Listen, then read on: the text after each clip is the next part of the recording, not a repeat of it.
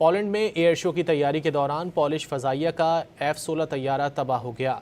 Poland के वस्ती इलाके में एयर शो की रिहर्सल के दौरान तबाह होने वाले F-16 का पायलट भी बच न सका। वीडियो में देखा जा सकता है कि तैयारे का पायलट लूप बनाने की कोशिश कर रहा था, मगर उसे बुलंदी का अंदाज़ा न हो सका। तैयारा तेज़ी से ज़मीन की जानिब बढ़ा और टकराकर धमाके से टुकड़े टुकड़े हो गया। पोलैंड में एयर शो की तैयारी के दौरान पॉलिश फ़ज़ाइया का F-16 तैयारा तबाह हो गया।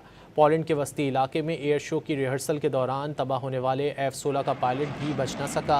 वीडियो में देखा जा सकता है कि तैयारे का पायलट लूप बनाने की कोशिश कर रहा था, मगर उसे बुलंदी का अंदाज़ा न हो सका। तैयारा तेज़ी से ज़मीन की जानिब बढ़ा और टकराकर धमाके से टुकड़े टुकड़े हो गया। पोलैंड में एयर शो की तैयारी के दौरान पॉलिश फ़ज़ाइया का F-16 तैयारा तबाह हो गया।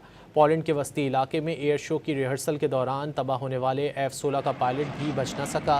वीडियो में देखा जा सकता है कि तैयारे का पायलट लूप बनाने की कोशिश कर रहा था, मगर उसे बुलंदी का अंदाज़ा न हो सका।